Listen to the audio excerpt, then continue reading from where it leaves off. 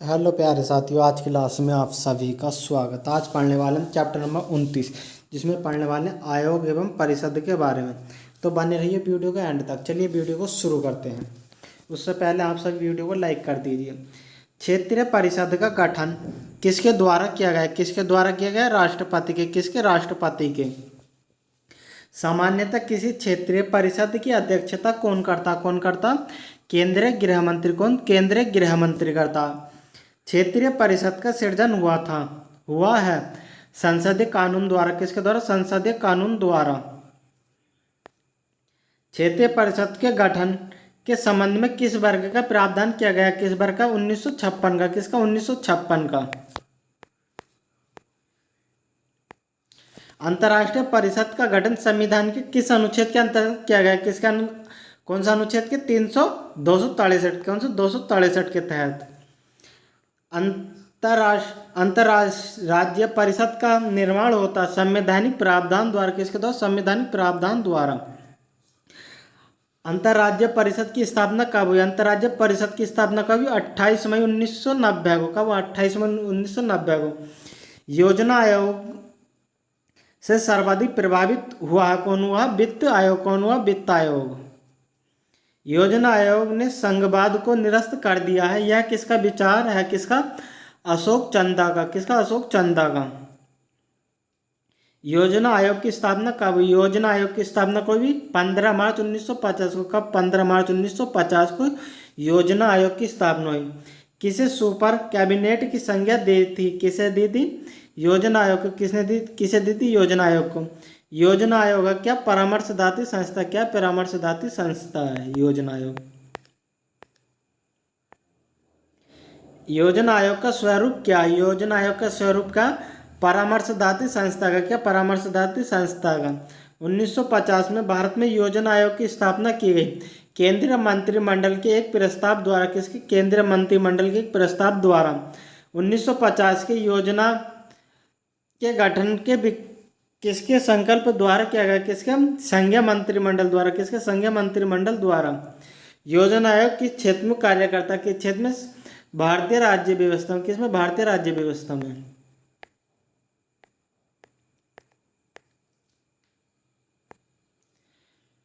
निम्न में से कौन सा संवैधानोत्तर संस्था? कौन सा? योजना आयोग। कौन सा? योजना आयोग।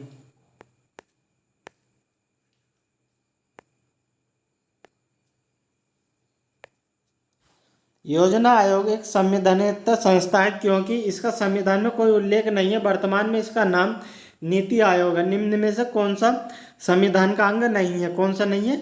योजना आयोग संविधान का अंग नहीं है। ऑप्शन डी इसका बिल्कुल सही उत्तर है। कौन सा? Option D.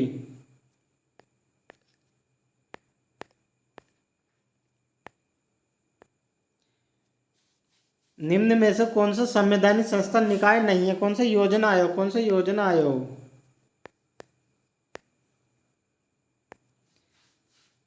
योजना आयोग का अध्यक्ष कौन होता है? योजना आयोग का अध्यक्ष कौन होता है? प्रधानमंत्री। कौन? प्रधानमंत्री।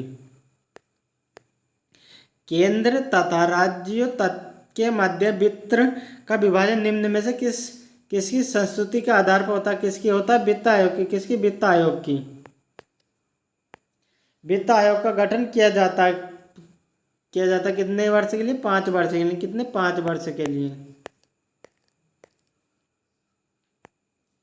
भारत में पंचवर्षीय योजना बनाने की जिम्मेदारी किसकी है? किसकी? योजना आयोग की। किसकी? योजना आयोग की। योजना आयोग का प्रमुख कार्य क्या है? योजना की तैयारी तथा कार्यान्वयन को करना। योजना आयोग का अध्यक्ष कौन होता है? प्रधानमंत्री। कौन? प्रधानमंत्री। योजना आयोग का पदेन अध्यक्ष कौन होता है? प्रधानमंत्री। योजना आयोग का उपाध्यक्ष किसके समकक्ष होता है? किसके समकक्ष होता है? कैबिनेट मंत्री के। राष्ट्रीय विकास परिषद का अध्यक्ष कौन होता है? कौन होता है? प्रधानमंत्री। पंचवर्षीय योजना को अंतिम अनुमोदन देता कौन? देता? राष्ट्रीय विकास परिषद। कौन? राष्ट्रीय विकास परिषद। पंचवर्षीय योजनाओं के मसौदे को अंतिम रूप से कौन स्वीकृति प्रदान करता? कौन करता है? योजना आयोग। कौन? योजना आयोग। राष्ट्रीय विकास परिषद का मुख्य संबंध होता है किससे? पंचवर्षीय योजना के अनुमोदन से। भारत की पंचवर्षीय योजना अंतिम रूप से अनुमोदित की जाती है किसके? राष्ट्रीय विकास परिषद के द्वारा। राष्ट्रीय विकास परिषद के सदस्य नहीं होते, राज्य के राज्यपाल के द्वारा। राष्ट्रीय विकास परिषद का उद्देश्य क्या क्या? पंचवर्षीय योजनाओं का निर्धारण तथा उन्हें सुनिश्चित करना। वित्त आयोग क्या? पंचवर्षीय निकाय। क्या? पंचवर्षीय निकाय। वित्त आयोग की स्थापना किसके द्वारा की जाती है? किसके द्वारा की जाती है? राष्ट्रपति के द्वारा। किसके? राष्ट्रपति के द्वारा। वित्त आयोग के अध्यक्ष की नियुक्ति कौन करता? कौन करता? राष्ट्रपति। कौन? राष्ट्रपति। वित्त आयोग का गठन कितनी अवधि के लिए किया जाता है? कितनी अवधि के लिए? 5 वर्ष की अवधि के लिए। राष्ट्रपति वित्त आयोग का गठन कितने वर्ष बाद करते हैं? कितने वर्ष बाद? प्रत्येक 5 वर्ष बाद। वित्त आयोग का प्रधान कार्य है, वित्त आयोग का प्रधान कार्य केंद्र और राज्यों के बीच राजस्व वितरण। केंद्र और राज्य में राजस्व के वितरण में सबसे महत्वपूर्ण भूमिका कौन निभाता? कौन निभाता? वित्त आयोग। राज्यों के कर भाग को निर्धारित करने का अधिकार किसके पास है? किसके पास है? वित्त आयोग के। भारत में संघीय वित्त संबंध रखता कौन? रखता राज्यों में केंद्रों के बीच वित्त में।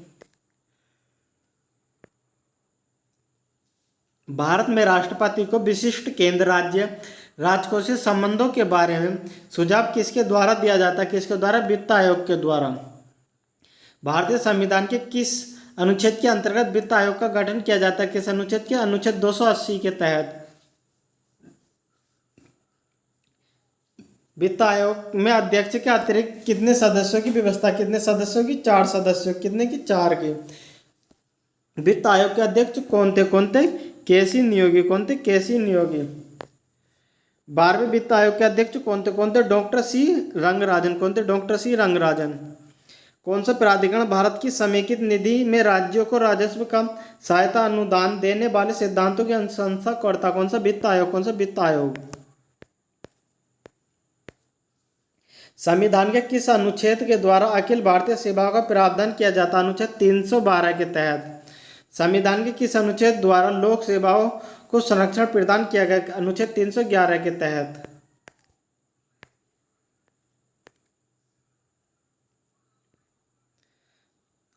अखिल भारतीय सेवाओं का सृजन कौन कर सकता? कौन कर सकता? 2/3 बहुमत के सदस्य। भारतीय लोक प्रशासन संस्था की स्थापना कब हुई थी? कब हुई थी? मार्च 1954 में। भारतीय पुलिस सेवा का प्रशिक्षण कहाँ होता? कहाँ होता है? हैदराबाद में। कहाँ? हैदराबाद में। सिविल सेवाओं का भारतीयकरण किया गया कहाँ? लॉर्ड लिटन द्वारा। किसके? लॉर्ड लिटन के द्वारा। अखिल भारतीय सेवा का गठन कौन कर सकता? कौन कर सकता? संसद। कौन? संसद। भारतीय प्रशासनिक सेवा IAS तथा भारतीय पुलिस सेवा IPS को समाप्त करने की सिफारिश किसने की थी? किसने की थी? राजमन्नार आयोग ने। किसने? राजमन्नार आयोग ने। संविधान का कौन सा अनुच्छेद संघ लोक सेवा आयोग से संबंधित? कौन सा अनुच्छेद? 315। संघ लोक सेवा आयोग में अध्यक्ष के अलावा कितने सदस्य होते हैं? कितने होते हैं? 9। कितने होते हैं? 9। संघ लोक सेवा आयोग के अध्यक्ष की नियुक्ति कौन करता? कौन करता? राष्ट्रपति। कौन? राष्ट्रपति। संघ लोक सेवा आयोग के अध्यक्ष की पदावधि कितनी होती है? कितनी होती है? 6 वर्ष या 65 वर्ष की आयु, जो भी पहले पूर्ण कर चुका हूं।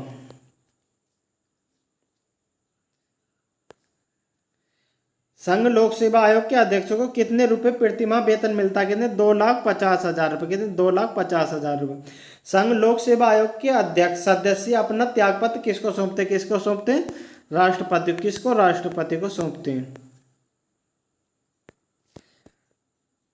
राज्य लोक सेवा आयोग के अध्यक्ष तथा सदस्यों को साबित कदाचार तथा असमर्थ के आधार पर कौन पदमुक्त कर सकता? कौन? राष्ट्रपति।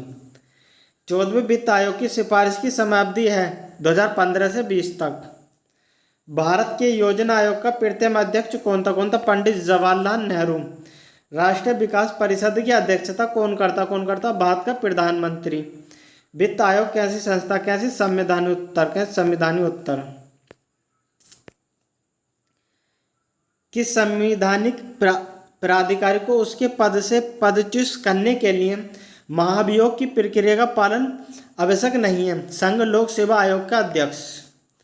नए राज्यों का गठन वर्ष। राज्य और गठन वर्ष। आंध्र प्रदेश, आंध्र प्रदेश का गठन कब हुआ था? 1953 में। कब? 1953 में। महाराष्ट्र का हुआ था 1960 में।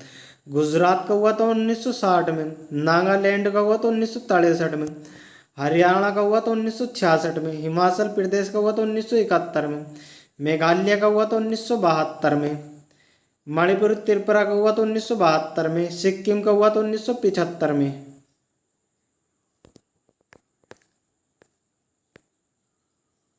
सिक्किम का 1975 में। मिजोरम, अरुणाचल प्रदेश और गोवा का हुआ था 1987 में। छत्तीसगढ़, उत्तराखंड एवं झारखंड, उत्तराखंड एवं झारखंड और छत्तीसगढ़ का हुआ था 2000 में। तेलंगाना का हुआ था 2014 में। आंध्र प्रदेश का विघटन कर देश के एक नया राज्य तेलंगाना 2 जून 2014 को अस्तित्व में आया। जाने किस रास्ते मुझको ले जाएंगे, गर्द साए मेरे डगमगाते कदम, साथ देती नहीं परछाइयाँ। अब आता है चैप्टर नंबर 30, जिसमें पढ़ने वाले निर्वाचन आयोग। तो चलिए देखते हैं निर्वाचन आयोग के बारे में। तारकुंड समिति तथा गोस्वामी समिति का संबंध किससे किससे? चुनाव व्यवस्था में आमूल सुधार से। भारत की निर्वाचन पद्धति किस देश के निर्वाचन पद्धति के अनुरूप है? किसकी? ब्रिटेन की। किसके? ब्रिटेन के। भारतीय संविधान के किस अनुच्छेद में निर्वाचन आयोग का वर्णन है? किसका? अनुच्छेद 324 का। किसका? अनुच्छेद 324 का। निर्वाचन आयोग सर्वोच्च न्यायालय में संघ लोक सेवा आयोग नियंत्रण एवं महालेखा परीक्षक का कार्यकाल। कैसी संस्थाओं में कौन सा लक्षण समान है? कौन सा? बेसंवैधानिक संस्थाएं हैं। कैसी? बेसंवैधानिक संस्थाएं हैं। भारत में मुख्य निर्वाचन आयुक्त की नियुक्ति कौन करता? कौन करता? राष्ट्रपति करता। कौन करता? राष्ट्रपति करता। निर्वाचन आयोग का प्रमुख होता कौन? मुख्य निर्वाचन आयुक्त। परिसीमन आयोग का अध्यक्ष होता कौन? मुख्य चुनाव आयुक्त। कौन होता? मुख्य चुनाव आयुक्त। संविधान लागू होने के बाद राष्ट्रपति ने पहली बार कब 2 व्यक्तियों को मुख्य निर्वाचन आयुक्त की सहायता के लिए निर्वाचन आयुक्त के पद पर नियुक्त किया गया? 1989 में। भारत के विभिन्न राजनीतिक दलों को राष्ट्रीय एवं क्षेत्रीय दल का दर्जा देने का अधिकार किसको? किसको? चुनाव आयोग को। किसको? मध्यावधि चुनाव कब कराया जाता? कब कराया? समय के पूर्ण होने से पहले ही, जब लोकसभा भंग हो गई हो। भारत में सार्वजनिक मताधिकार के आधार पर प्रथम चुनाव हुआ था। कब? 1952 में। भारत में पहली बार महिलाओं का मताधिकार कब प्राप्त हुआ? कब हुआ? 1926 में। कब? 1926 में। पार्लियामेंट द्वारा दिसंबर 1989 में निर्मित कानून के अनुसार एक नागरिक के वयस्क होने की कानूनी आयु कितनी? कितनी? 18 वर्ष। भारत में मतदान की आयु सीमा 21 वर्ष से घटाकर 18 वर्ष कब कर दी गई? कब कर दी गई? 1989 कौन से संशोधन द्वारा? 61वें संविधान संशोधन द्वारा। भारत में मतदान की न्यूनतम निर्धारित आयु कितनी? कितनी? 18 वर्ष। चुनाव के समय किसी चुनाव क्षेत्र में चुनाव प्रचार कब बंद करना होता? कब होता? मतदान समाप्त होने से 48 घंटे पहले।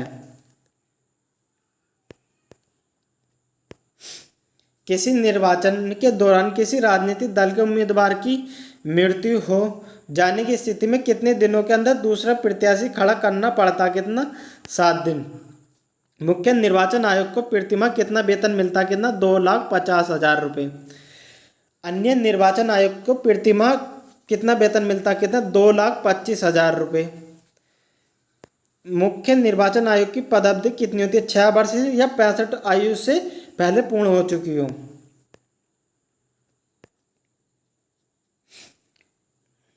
अन्य निर्वाचन आयोग की पदावधि कितनी होती है? 6 वर्ष या 62 वर्ष की आयु जो पहले पूर्ण हो चुकी हो। दिनेश गोस्वामी समिति ने क्या सिफारिश की थी? क्या की थी? लोकसभा के चुनाव के सरकारी निर्णय की। जो हम सफर थे अब हो खफा है, क्यों आंसुओं से लिखने लगी है अब जिंदगानी ये दास्तां फिर चला। भारत के मुख्य चुनाव आयुक्त को नियुक्त किया जाता है किसके द्वारा? राष्ट्रपति के द्वारा। भारत का संविधान निम्नलिखित अनुच्छेदों में से किस एक के अंतर्गत एक निर्वाचन आयोग का प्रावधान किया गया? किसके? 324 के अंतर्गत। किसके? 324 के अंतर्गत। भारत के मुख्य निर्वाचन आयोग की पदावधि क्या है? 6 वर्ष या 65 वर्ष की आयु तक जो भी पूरी हो गई। ऑप्शन सी इसका बिल्कुल सही उत्तर हो। कौन सा? Option C.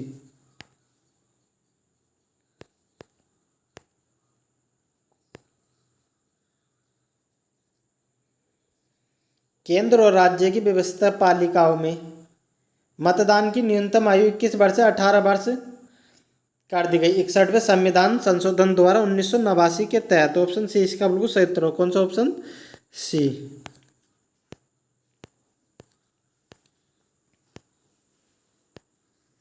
किस संविधान संशोधन द्वारा मतदान की आयु 21 वर्ष से घटाकर 18 वर्ष कर दी गई? किसके द्वारा? 61वें संविधान संशोधन द्वारा। किसके? 61वें संविधान संशोधन द्वारा 1989। कौन सा आयोग भारत के संविधान के एक अनुच्छेद के अंतर्गत उपबंध के पालन में गठित हुआ? कौन सा? निर्वाचन आयोग। कौन सा? निर्वाचन आयोग।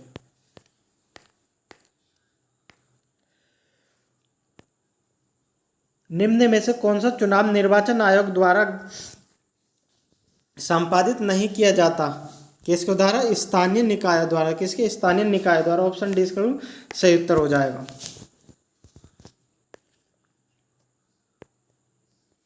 अन्य निर्वाचन आयोग अपना त्यागपत्र किसे देते हैं? किसे देते हैं? राष्ट्रपति को। दिनेश गोस्वामी समिति का संबंध किससे था? किससे था? निर्वाचन सुधार से। किससे? निर्वाचन सुधार से। निर्वाचन आयोग का कार्य नहीं है उम्मीदवारों का चयन करना।